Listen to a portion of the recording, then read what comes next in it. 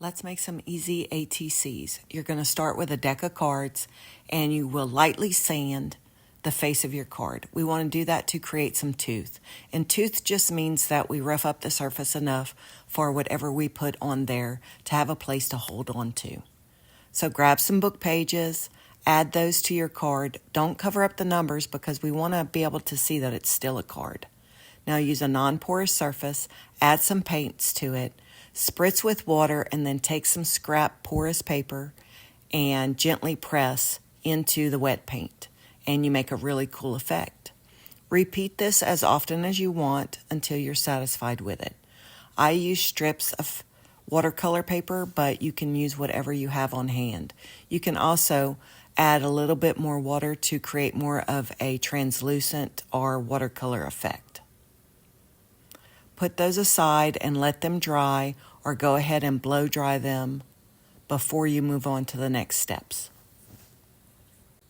Now I'm going to use some of the Iron Orchid Designs ink in the color China Blue, and I just want to add a little bit of a stencil. I'm going to keep my stencil to the perimeter of the card because most of what I'm going to do is probably going to cover up the middle, so I won't see a lot of this, but I'm not exactly sure where I'm going to add additional pieces. So if I keep it around the perimeter, I will be ensured that I have something that will show.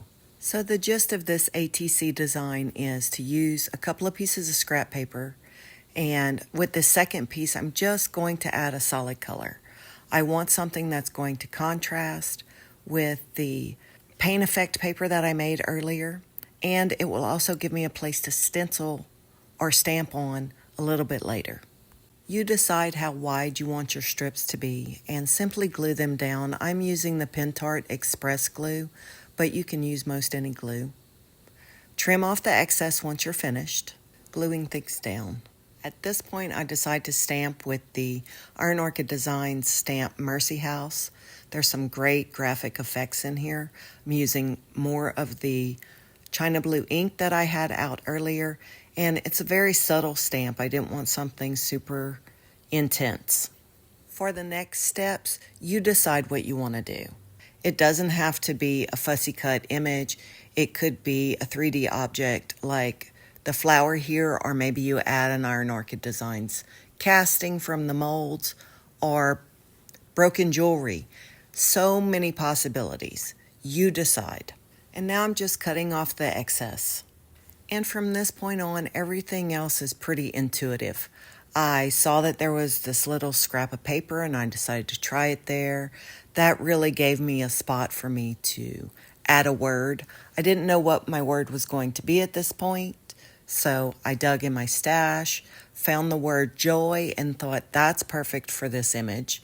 I did previously add a little bit of mark making, and now I'm adding some shadowing to the edges of this white paper using the leftover ink that was on the dauber. Of course, I glued that down. I'm still using the Express glue from Pentart, but like I said, you can use whatever you want.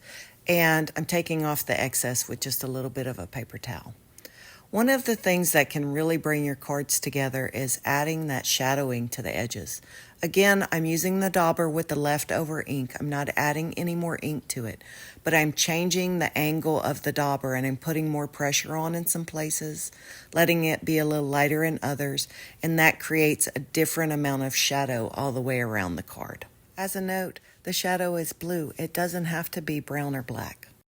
Once I saw the word joy and her hands were up in the air, I just thought she needs some pom-poms. Don't you think so too?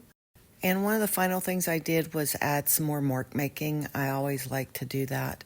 But I also added some stitching.